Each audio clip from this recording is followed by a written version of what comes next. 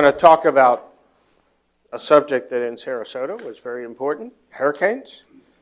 And we're going to hear from expertise about hurricanes.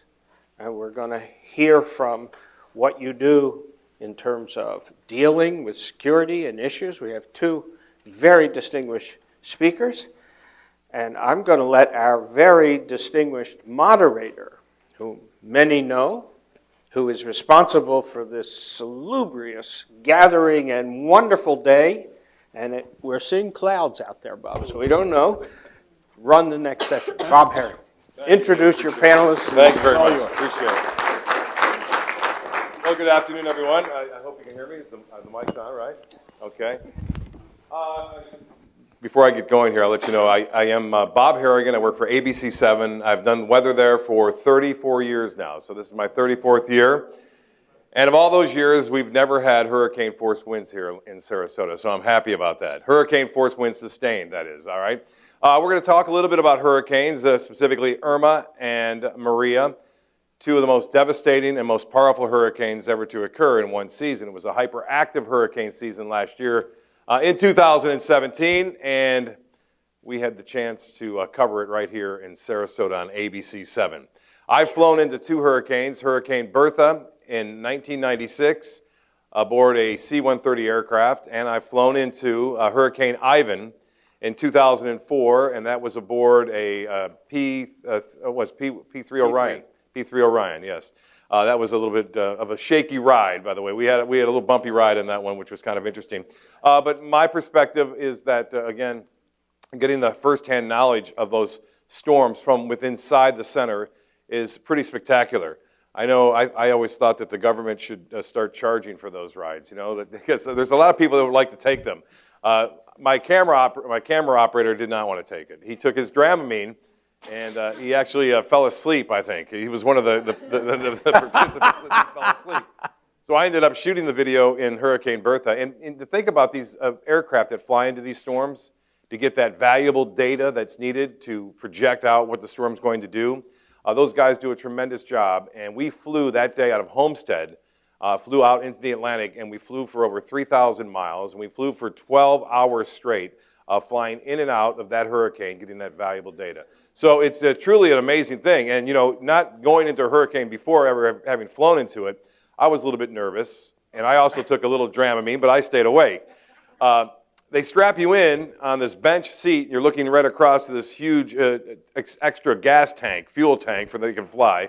And you're thinking, why did I do this? Well, I did it for the people, right? I'm doing it for the people. So I strapped it in, I strapped on it, we're bouncing up and down, and all of a sudden we took off from 6 a.m. from Homestead, and we're flying out. There's a pretty nice ride out into the Atlantic, and then all of a sudden it starts to get a little bumpy. And as we get closer to the center of the storm, obviously the plane turns a little dark. They have some windows in the plane, and the pilot says, okay, you know, get ready, we're going into the eye wall. That's the strongest part of the storm. And so we're getting into the eye wall, and it's bouncing up and down and going sideways and back and forth a little bit. It's not as bad as you think, by the way, and Mr. Bunting will talk about that. As the winds rotate around in a major storm, they're going more like this as opposed to up and down, so the turbulence wasn't as great as the Ivan was when it hit land. When it hits land, it has a little bit more frictional effect with the land causing more ups and downs. So when we flew into it, the plane turned dark. It was moving around a little bit, and then all of a sudden we punched into the eye of the hurricane. First time ever in an eye of a hurricane. The pilot with Zen in a 25-mile wide radius flew around. He said, you are free to move about the cabin. So we took our straps off. We got up and got the cameras out, and we're taking pictures. And sure enough, he turned the plane up, and you could see the clear blue skies in the middle of the eye. And they turned it down, and you could see the 30 to 40-foot estimated waves. And we were flying at 10,000 feet into that Category 3 storm. So that was interesting to say the least. But the interesting part was when you get out to the periphery, the other part of the storm, the 200 miles out from the center when it's comfortable, well, the pilot was kind enough to say, okay, you can get up again and kind of mill around. And they had in-flight service. We had watermelon. So that was our food for the day with that particular ride. So it was kind of interesting to do that. And Mr. Bunting here will be talking about his expertise, and he's flown into it as well. And then we're going to talk to a person who is, by the way, from this area, went to school here, played football for Riverview as well, and he's a security guy who flew in to Puerto Rico after the hurricane hit there, Hurricane Maria, the devastating Category 5 hurricane. He has some interesting stories to tell. But first, let me introduce the first speaker, and then we'll have some panel discussion after the two gentlemen talk here about their expertise when it comes to businesses, as well as what the hurricanes are going to be doing this particular season coming up. And I can shed some light on that too, and I'm sure Robert can, when it comes to El Nino, La Nina, and Enso, basically, and how that has an impact on hurricanes in the Caribbean, the Atlantic, and the Gulf of Mexico, the Atlantic Basin. So first, if I can, Robert Bunting is a scientist, an entrepreneur. I had a chance to talk to him yesterday at a little bit of a gathering. He and I have some similarities. His name is Robert, so is mine. Officially, I go by Bob. That's one. He's a lover of weather, meteorology. That's where he got his start. He taught weather. He also did a little bit more than I did. He developed the computer forecast models that project and predict out what the weather is going to be like into the future using physics and mathematical formulas. That's a little bit more than I do. I just get up there and say partly cloudy skies, highs in the upper 80s, lows in the low 70s. But you guys would not believe the math that goes inside of a computer forecast model now. And on top of that, we are starting to see more and more people use their cell phones now, right? What you do is you wake up, you look at your cell phone. If it's raining, you check the forecast, the 7-day, 10-day, whatever it may be, what the hourly is going to be. You don't need a weatherman anymore to tell you what's going to happen, right? Like the Bob Dylan song, you need a weatherman to tell you which way the wind blows. Well, not anymore. You got your cell phone. It's all right there. But those are all driven by computer forecast models. And those models pick one in particular and populate that phone program for you. So there's no human influence there. The only human influence that's been are the meteorologists and the physicists and the scientists who developed the computer forecast models. And let me introduce them right now. Robert Bunting, and by the way, I want to tell you about a little thing that he has here I found interesting. So he's a meteorologist. He taught meteorology at the Colorado University. On top of that, he worked for UCAR, which is a center for research and weather. And then he got wise. He said, you know what? I'm going to get into the business world. That's where the money is. And so he said, if I can predict what the weather's going to be like, I can certainly predict what the stock market's going to be like. And so that's what he did. Robert Bunting, everybody, come on up.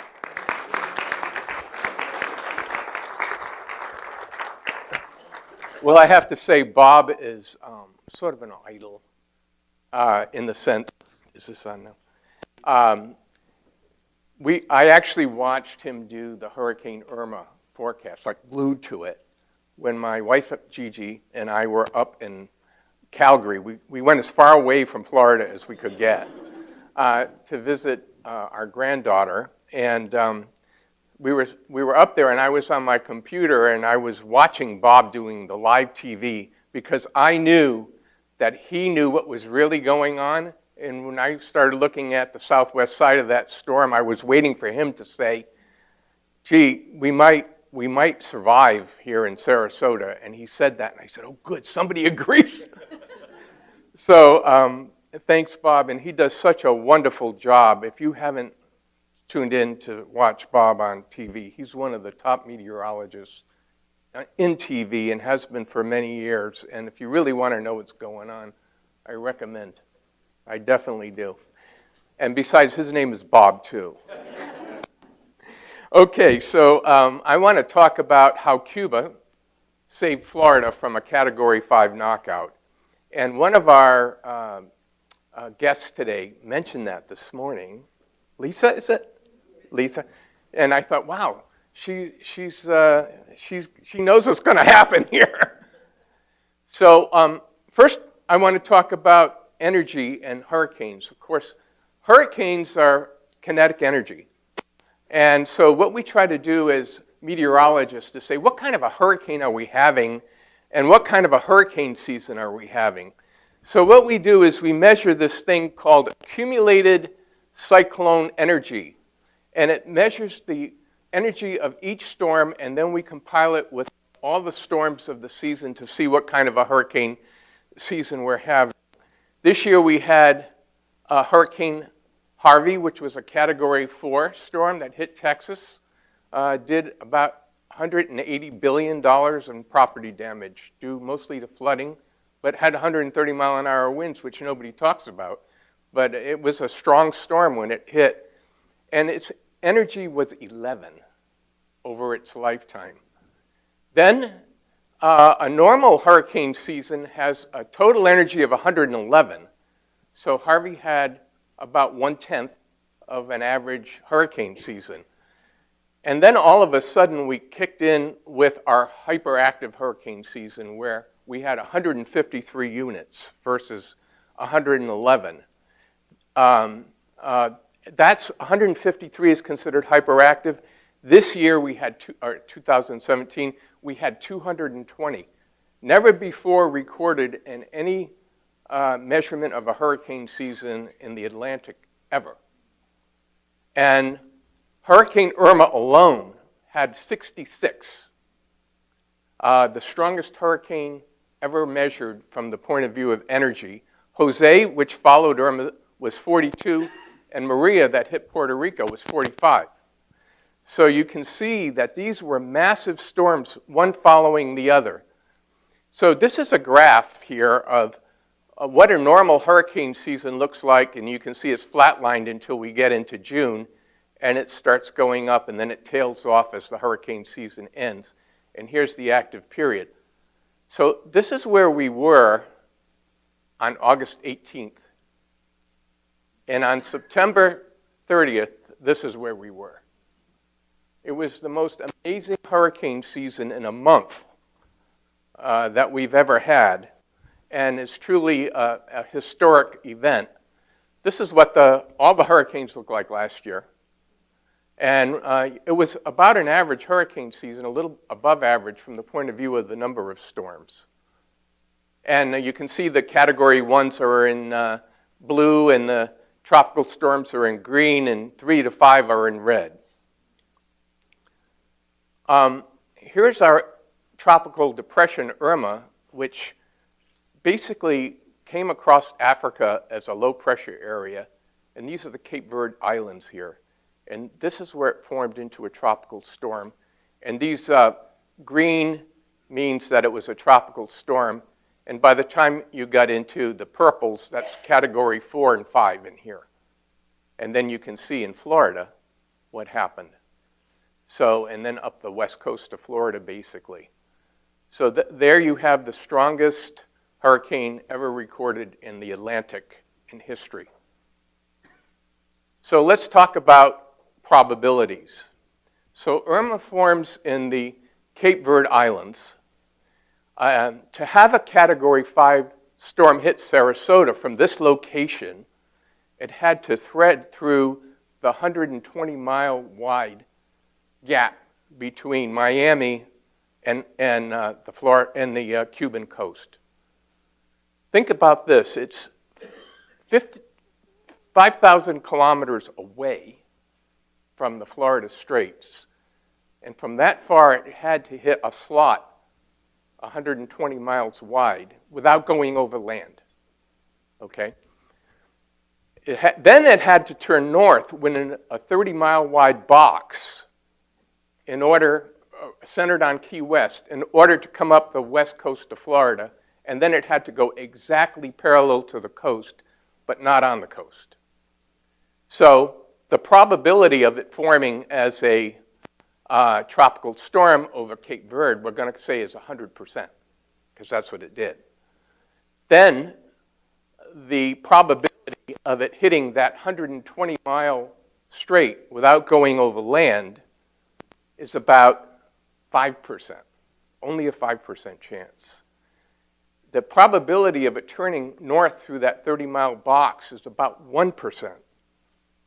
And the probability of it going 2 to 10 miles off the shore of the west coast of Florida is 1/100th of 1%.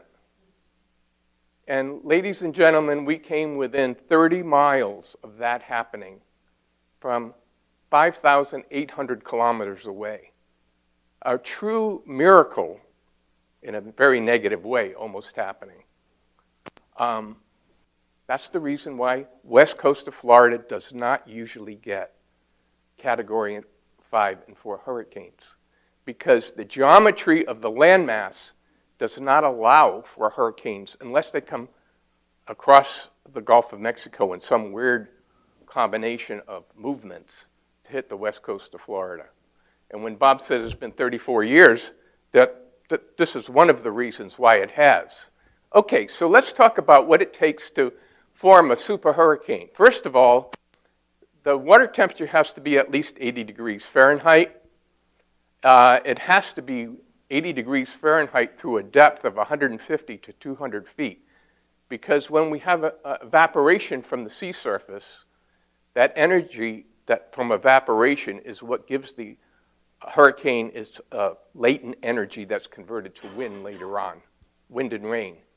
It has to have very little wind shear because a hurricane goes straight up, it has an eye, and if the eye can go straight up to the stratosphere, then it can survive. But if there's wind shear and it gets sheared off, in other words, the top of the hurricane blows off, it can intensify.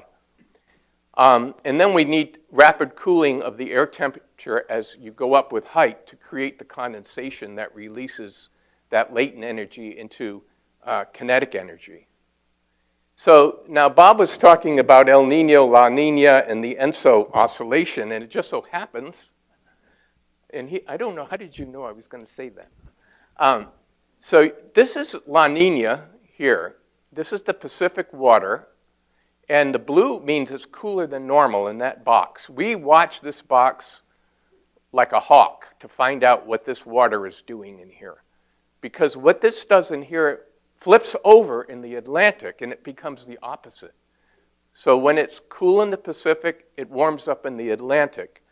And you can see here's the temperature scale according to normal, with blue being cooler than normal and the yellows and reds being warmer than normal.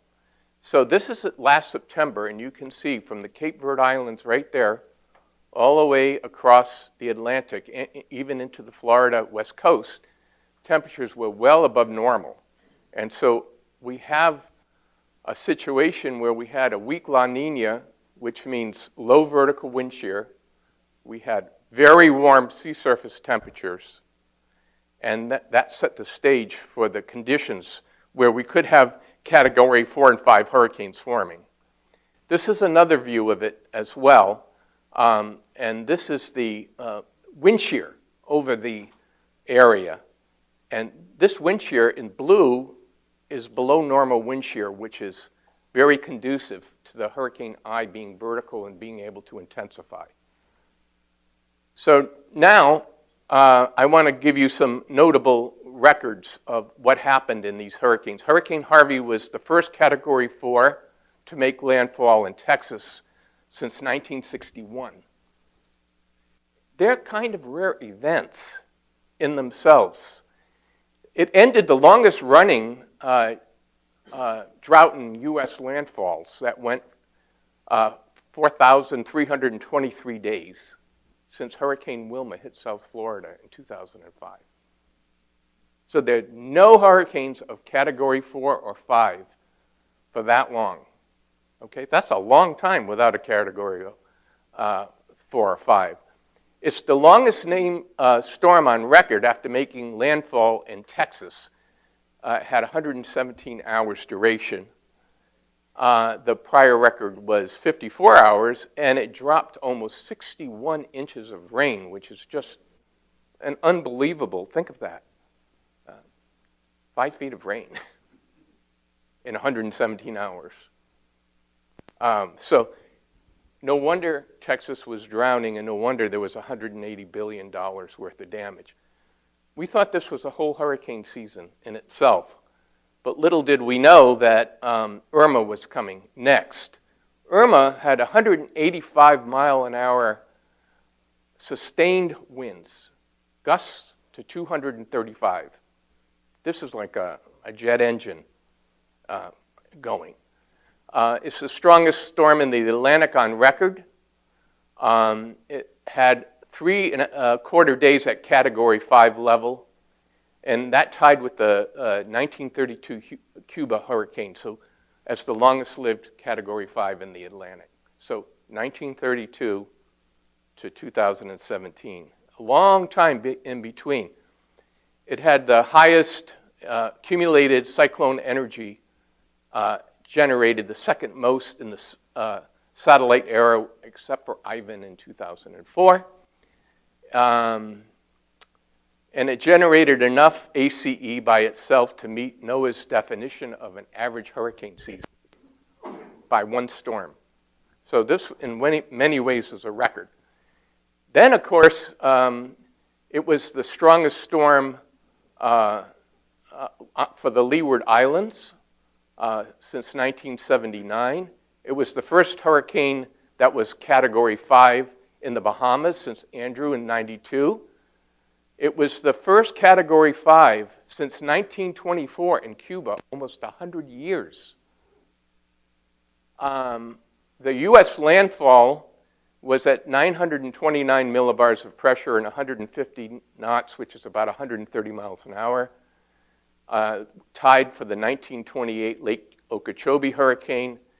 It had the 7th lowest pressure in U.S. hurricane landfall in history. And it's the first time that 2 Category 4 hurricanes, along with Harvey, made a U.S. landfall in the same year. So you can see all of this is happening within a 1-month period. This is now what Irma looked like as it was coming through Cuba and getting close to the Cuban coast. And here's the straits it had to go through. Now let's see, can you start that? So this is high-resolution satellite imagery from our new GOES-16 satellite, which is a $1 billion satellite that was launched a few months before this hurricane formed and was not operational yet. So you're seeing images for the first time from this satellite while it was in testing mode. And I was able to get these images for this presentation today. But I want you to see that this is the pinhole eye right here. And you can see how the southern part of the storm is over Cuba, but the eye is still going right toward the straits. And, you know, this is when everybody in Florida started to freak out, including Bob. And this Bob. And so I said, oh my God, it's going to happen, you know. I was pretty calm up until this point. Okay, and next slide. Okay, whoops, I'm sorry. This is this is an incredible set of images. You won't see this everywhere. But this is from that new satellite looking down at the eye. Before, you can go ahead and start that if you want. And I'll point out the shadow of the clouds on the sea, but we're looking straight down into the eye, and this is the eye wall here. And there are 35 to 50-foot waves right in here in the eye. And this is how the hurricane hunters fly in. They fly in like this, around the eye, around. They get right in there, and then they punch through. So they don't go right across the eye. But this is the highest resolution satellite picture ever taken of a hurricane, Category 5 hurricane to date. Those are every 30 minutes. To give you some idea of the power of a hurricane. You can see that eye is not all that big. I mean, it's hard to tell on here, but it's only 27 miles across.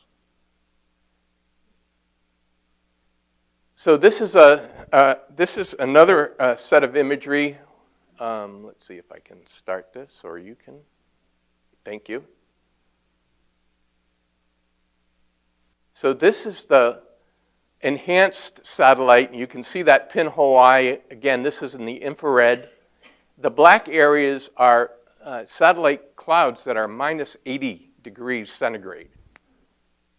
And this is, of course, in the tropics. So it's a monster hurricane, perfectly formed, a pinhole eye. If this were to stay over water, we're in deep yogurt, as they say. This is another set of imagery from a little bit further standoff, and you can see now the eye itself is getting tangled up with the archipelago of Cuba. It's right here where it makes landfall as a Category 5. And this was so important to us because the eye wall is over Cuba, and it stayed over Cuba for about 48 hours because it was moving so slow. Even though the eye itself, the northern eye, stayed off the coast, the fact that that southern part of the eye was there was so important.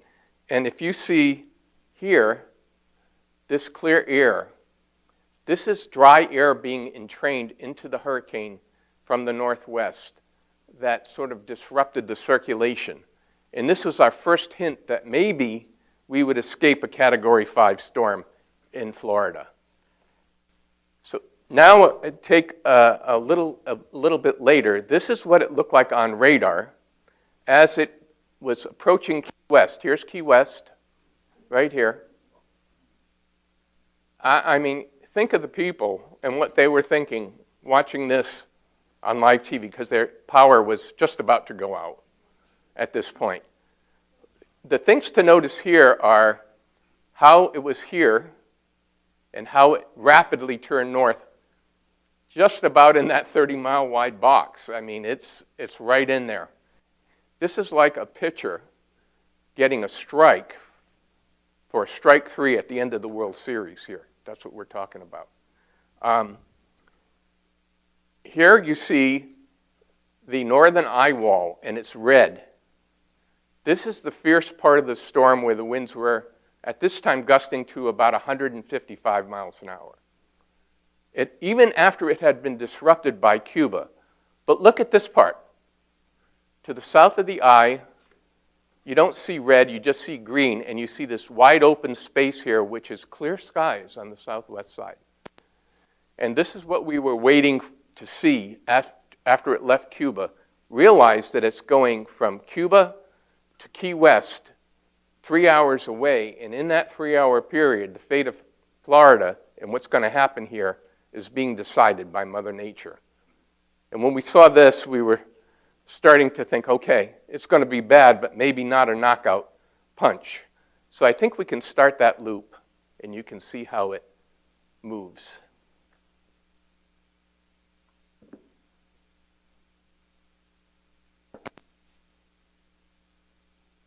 This should repeat here, but the key thing to watch is how the north part of the eye stays together and how on the south part it opens up as it's approaching Marco Island right here. And you can see as it goes across Big Pine Key right here, that wind was incredible, 10-foot storm surge. This is the video that you can watch out in the entry that Norm took when we went down to Key West with David and Karen and Norm and a bunch of other people. We went down and did the survey down there, and we saw the damage right in here at Big Pine, which was pretty awesome to see. So this is an incredible combination of Mother Nature and good luck for Florida right here. And I think it's fair to say that Cuba saved us from a Category 5 storm. This is what it looks like on the weather map when we made the analysis. And this is the 5-letter low here, just about a Category 5 right here. And I want you to notice the pressure here was 898. And now if we can click through the next one, you can see the pressure as it comes up. You'll see it go into the southern, near Marco Island, where the top sustained winds were 140 mile gust to 140 miles an hour. And if you watch these numbers, 898, 922, so it really jumps the pressure as it hits the land and weakens the storm. But you can see even on the east coast and west coast of Florida, hurricane winds at the same time. It went right up about 35 miles, 40 miles west of us. 35 miles further to the west would have been a different story, a much different story. So now this is a interesting depiction of the forecast for Irma from the National Hurricane Center models all through its lifetime and how they changed in each 6-hour cycle.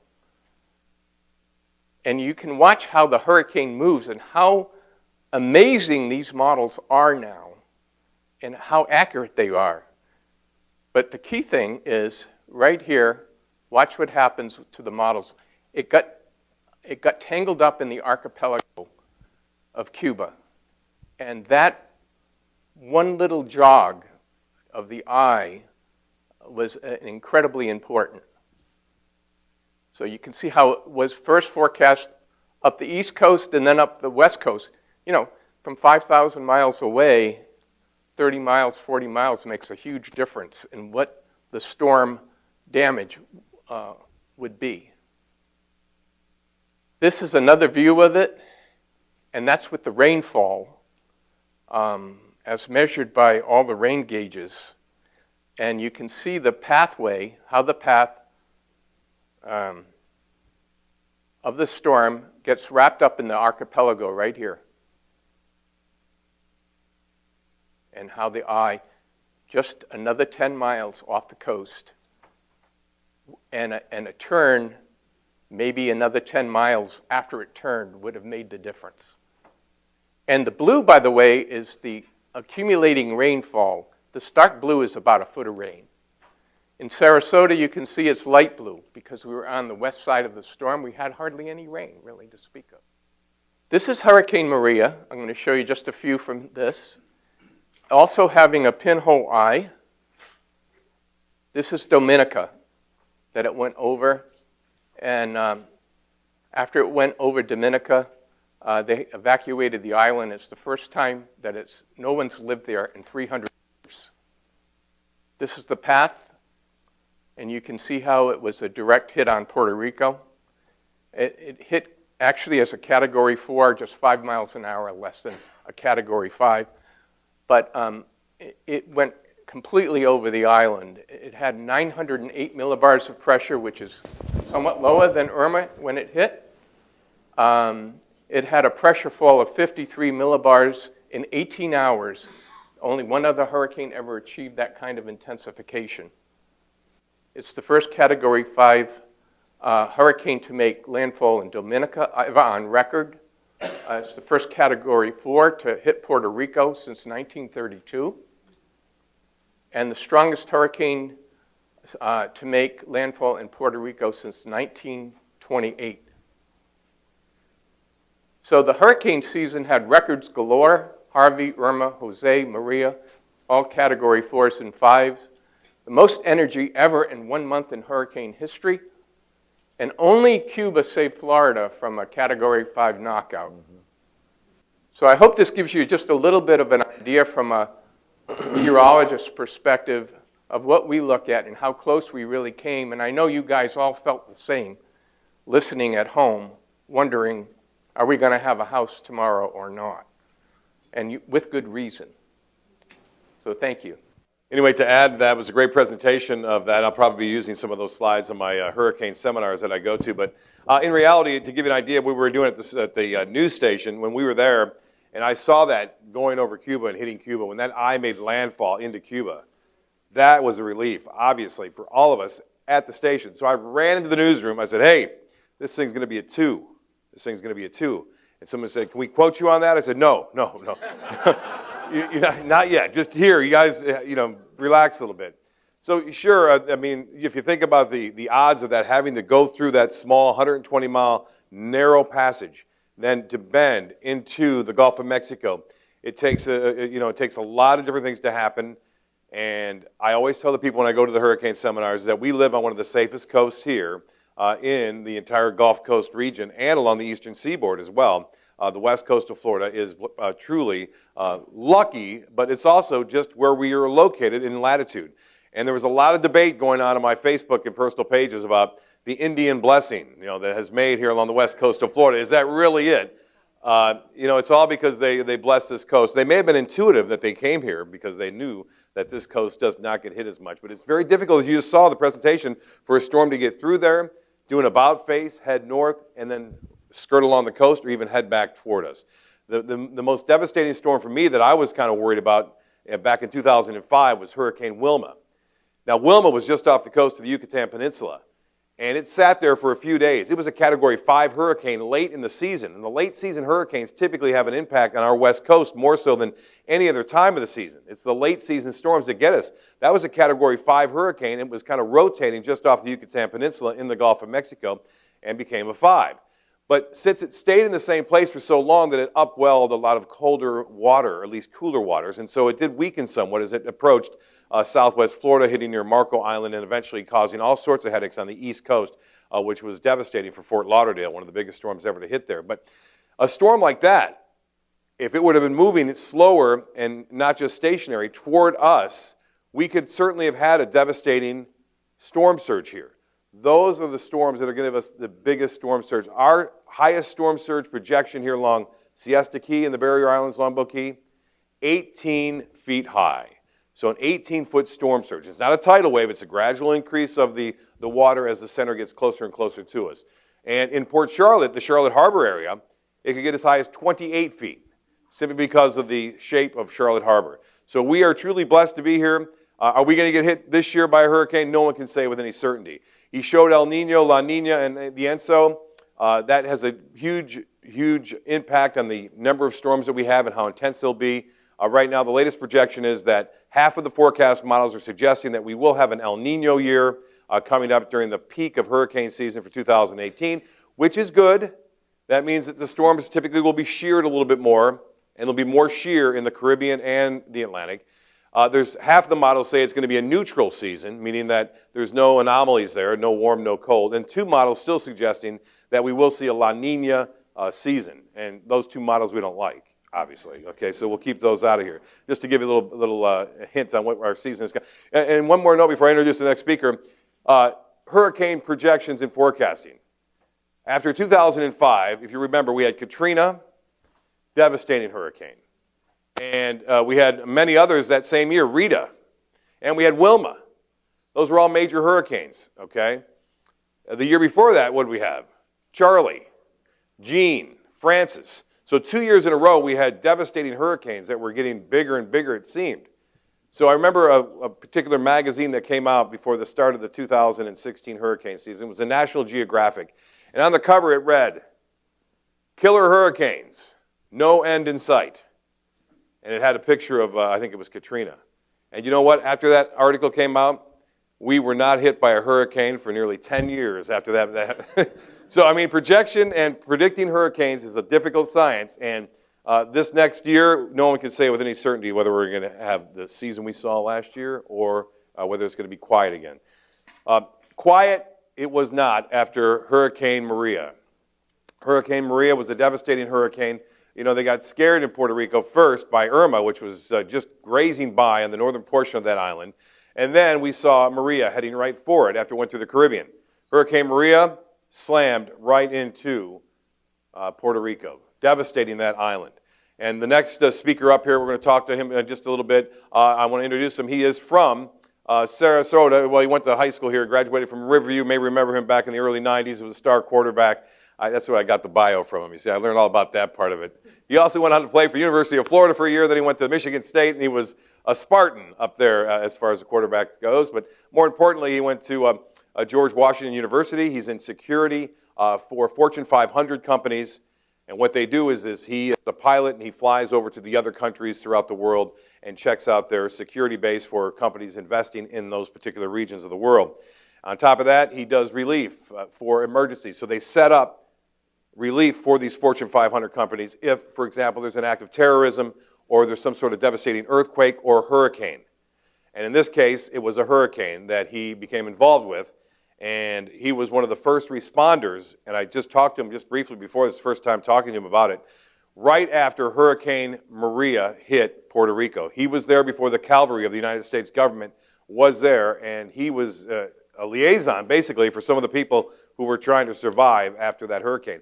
And I can tell you this, that the United States, when it comes to hurricanes and recovery, if we would have been hit by a major Category 5 hurricane here from Irma, you would expect, relief quickly, quickly. But I can guarantee you that relief won't come after a Category 5 hurricane for at least 3 days here, even in the United States.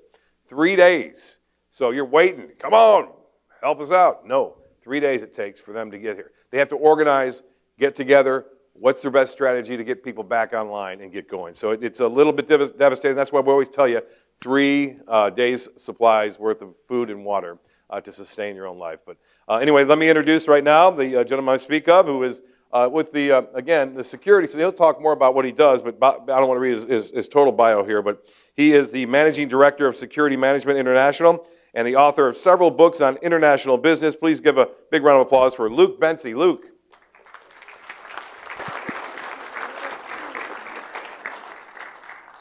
Thanks, Bob. Good afternoon, everybody. Really happy to be here. In fact, I was originally supposed to be speaking on the event that was canceled before on economic espionage in Cuba. My background, besides doing the crisis response for the U.S. government, I worked on the State Department's incident response team, which immediately we respond to terrorist attacks overseas. I also worked in the intelligence community for many years. And hearing the guys talk about flying on the Hurricane Hunters, there's a name which I will share with Vicki later, but I cannot share it with you here in the audience. He was the former station chief in Havana. So as you know, the CIA has a station chief in every major capital. This gentleman was in Havana, but he also did some other work in Latin America, and I can tell you, off the cuff, off the camera record here, that a long time ago, the CIA used to fly in when they would do things with elections in Latin America, and actually out of the Hurricane Hunter planes, when a hurricane was coming, roll explosives into the hurricanes to disperse the clouds and slow down the hurricanes. I don't know if that works. I'll defer to you. Bob shaking his head, no. Well, as far as I know, the elections went the way they were supposed to. But I'll share that with Vicki as a side note later on. So we were supposed to do, I was supposed to do the espionage in Cuba and what the Cuban intelligence service is capable of. I'll just say one thing, they are extremely capable, and they will be very capable moving forward for economic reasons. When the U.S. starts to invest, other countries start to invest, the Cubans will be involved heavily in that, and they'll be selling their services to competitive bidders, China, Russia, other players who want to get into Cuba. So that's a side note, that's a part for another discussion, but the reason that I'm here is because Hurricane Irma and Hurricane Maria hit the Caribbean there, and we were called away, I was called away to go work on that with the folks in my office. So as Bob was saying, a little bit of our company, we do crisis response. Most of the folks in our office are former CIA, FBI, special operations people, and 80% of our business is done outside of the United States. So if there is an American company that is looking to do business overseas, or they need to do some kind of crisis preparedness, we will go and set the stage for them overseas, and that's what happened in this case. So for us, Hurricane Irma had hit, and it had first gone through. We had a client that was on the island of St. Martin, and we had to get this family out. They had lost everything. I mean, we hadn't talked about it here, but a lot of other islands in the Caribbean, like Puerto Rico, were just devastated. Dominica obviously being probably the hardest hit, but St. Martin's took a pretty tough beating too.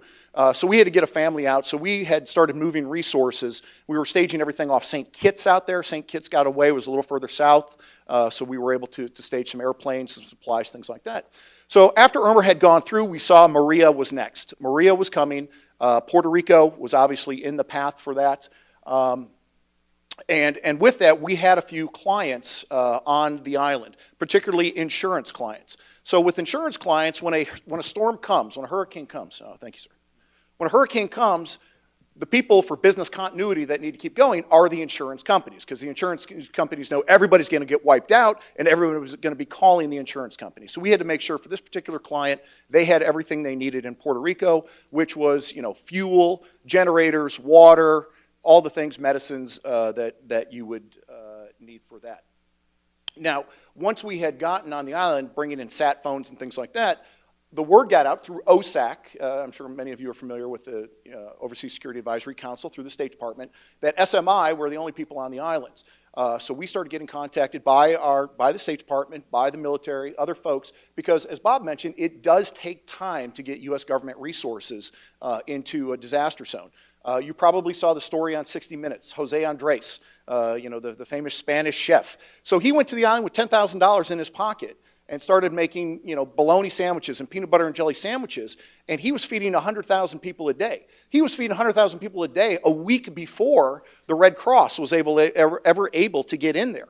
And as a result, he started getting government contracts to the point that after a couple of contracts were awarded to Jose Andres, who has no foundation or anything like this, he was just trying to help, that the Red Cross actually went in and protested Jose Andres and said, hey, no, this is what we do for a living. And Jose Andres said, hey, I'm just a chef. I'm just feeding people. That's what I do for a living. I'm not making a profit off this, anything like that. So it does happen that, the government response can be very slow at times.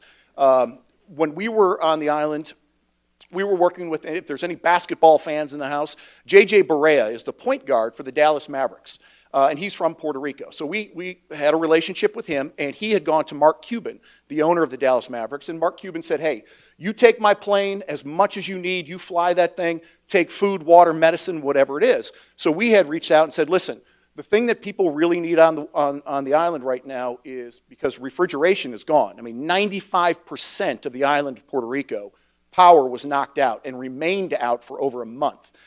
People needed refrigeration for things like medicine. So it was diabetes, insulin was huge. So Mark Cuban, his plane, would fly that in every single day. We would go to the airport, we'd meet the plane, and then we had about 35 guys from our company, and we'd start distributing it around the island.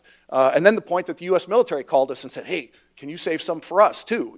So we had to start saving it for the military guys. So, it has to be a coordinated response of public and private sector, but unfortunately it has to be done ahead of time.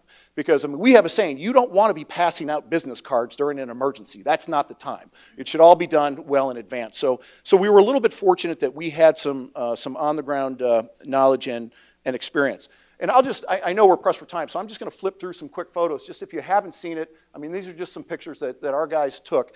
One of the biggest things was traversing the roads. Obviously the trees were knocked down everywhere, so driving was nearly impossible. You had to have chainsaws with you at all times, so you could only move incrementally across the roads. And one of our big jobs that we had, by probably the second week, we had 10 Fortune 500 companies that were saying to us, hey, you have to just identify our people and make sure they're alive. Because again, 95% of the island had zero power. There was no telephones or anything like that. People didn't have the foresight to have sat phones. So we luckily had sat phones, we had fuel, which was probably the most scarce resource on the island was fuel. It was like Mad Max.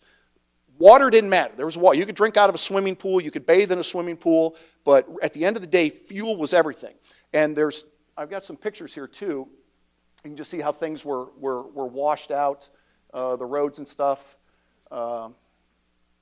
Fuel lines were about, on average at the beginning, they went up to 8 hours and then they went down to about 4 was the average. You had to wait in line 4 hours for 1 gallon of gas. 4 hours for 1 gallon of gas. Now, fortunately, again, our guys had the foresight to go and get fuel. We had our own 55-gallon drums. But then we had security issues, because if someone saw us driving down the road with a 55-gallon drum, suddenly we're a target. So we had to have a plan in place for that as well. And we would joke all the time when we were there. We said, man, the Puerto Ricans are great. Nobody, if this had happened in the United States, and you're asking people in Sarasota to have 95% with no power, no refrigeration, and to wait 4 hours in line for 1 gallon of gas, it would have been anarchy. You would have had people tearing each other apart. The Puerto Ricans were great. They laughed through it. They got through it. So really, hats off to them for everything they were able to pull off. Again, you can see people just bathing on the side of the road. Again, our folks bathed in pools. The swimming pools everybody was bathing in there for literally weeks, up to maybe a month. You had to bathe in a pool. We had CNN as a client of ours. And we picked up Fox News, and then for the reporters in the room, we had Geraldo. was our client. So we were also in charge of Geraldo the whole time we were down there. And Geraldo was great.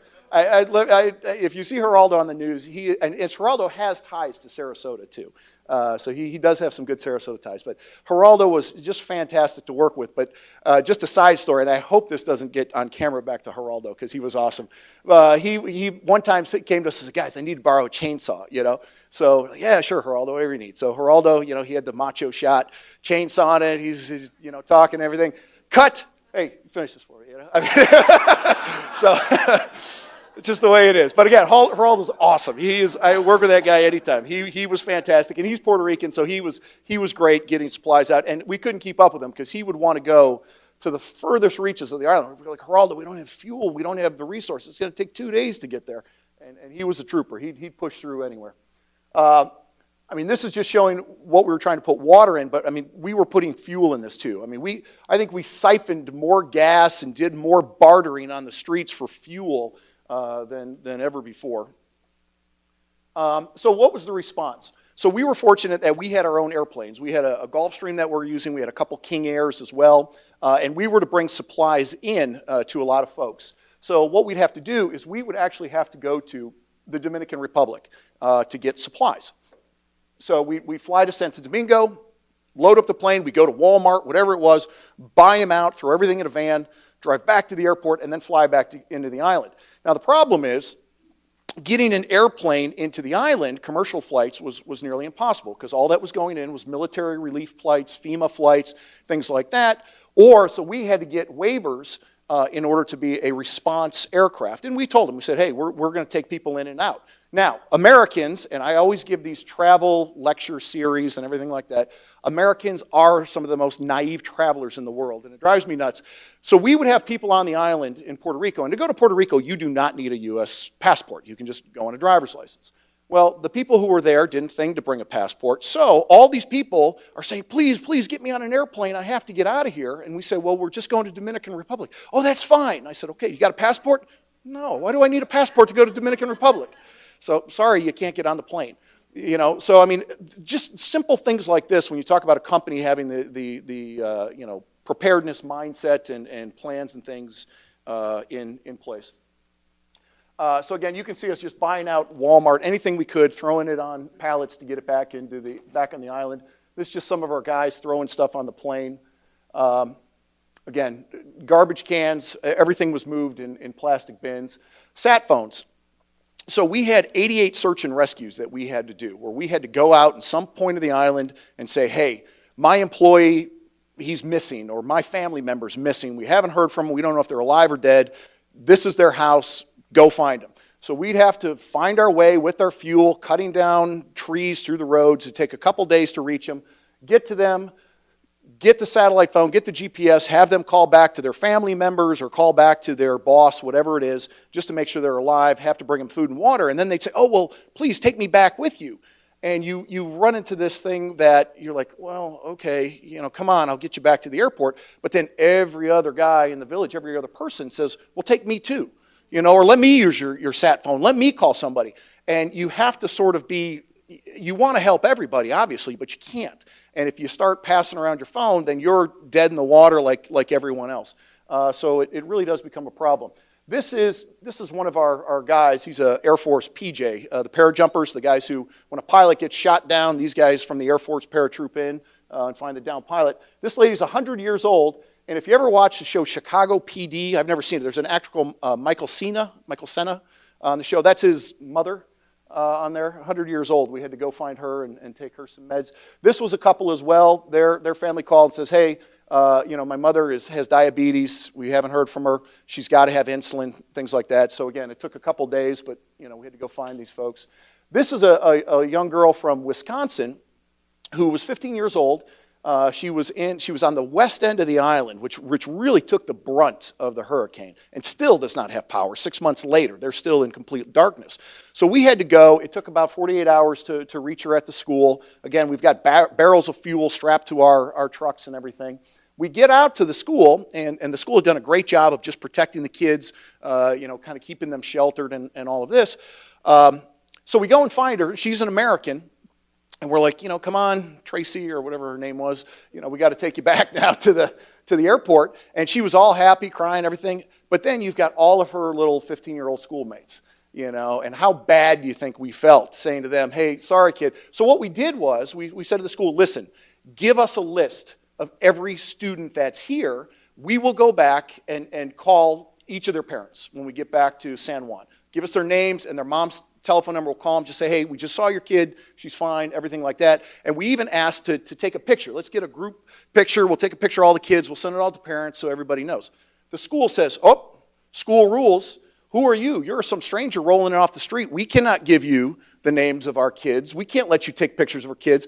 And we had to actually bring a police officer that we found off the street because they wouldn't give us the girl. So then we had to call the girl's mom. The mom had to talk with the parents. We had to bring a police officer that we found. We cut a deal with the police officer. If you will come into the school with us, we will let you call whoever you want on the sat phone for 10 minutes. So then the police, oh yeah, deal. Get us the girl and we'll give you another 5 minutes. So you kind of get, it's really funny how when you get into these conditions, you fall into a barter kind of mentality. So this is just a picture of one of the planes. This woman had cancer. That's my brother taking her back. She had cancer. We actually flew her all the way back to Miami for treatment. And again, we weren't charging these folks or anything like that. So we ended up, we made some good money off the Fortune 500s, but we also lost a lot of money just doing the fuel runs. And nobody would ever compensate us. Let me tell you about Puerto Rico. I'm sure you guys have done a whole thing on finance. Financially, it's a black hole. For money. So only private investors get going. One of the hospitals there needed a generator. The second largest hospital on the island needed a generator. They said, hey, you guys are doing a great job. Can you get us a generator? We bought the generator from Miami. Cost us about 80 grand to buy it. And then we had to try to get it to the hospital on the island. Well, the problem is, because again, nobody thought of this, you can't fly it on because it's too heavy. It's tons. You would need a military, C-130 or something. So you had to take it by ship. So we actually got a charity group that's from, hey, we've got a plane, we've got a C-130 cargo ship down at Fort Lauderdale Airport, we'll fly it there. We're like, great. Total scam. It was a total scam. The guy tried to steal it, but luckily we had the police involved, Miami police, the FBI, got it back. But that's the other thing you see during these disasters. You will have more scammers than good people during a disaster like this as well. We got very lucky that we got our generator back. But then even on the cargo ships, there wasn't enough cargo containers to move everything there. So even though there was boats ready to take it, there were not enough cargo containers to put all of the supplies in to get it there. So it actually, even though we bought the generator in one day, probably took us 3 weeks to get it there. So that was quick. I know we've got a panel, so I'll defer back. Big round of applause right there for Luke Renzi helping out there. And Robert, if you come up here, we're running a little short on time, so I got a couple of questions I want to ask. We'll just ask questions right here. And Robert, my question, I always kind of thinking about what happened last year, and I think a lot of you people would wonder about it too, the forecast models. At one point they had it going to the East Coast, to the West Coast, and I think people have the assumption that the models weren't doing very well, but in reality, they did really quite well in predicting where that hurricane was going to be. Although it makes a big difference to your particular piece of property that you care about, it's unheard of to have that kind of accuracy 5, 6, 7, 8 days in advance. Don't forget, 6 million people in Florida evacuated 3 days before the storm even hit. There was already 6 million people that left. It was the most massive human migration in the history of the United States that occurred and the place was vacant 72 hours before the storm even got here.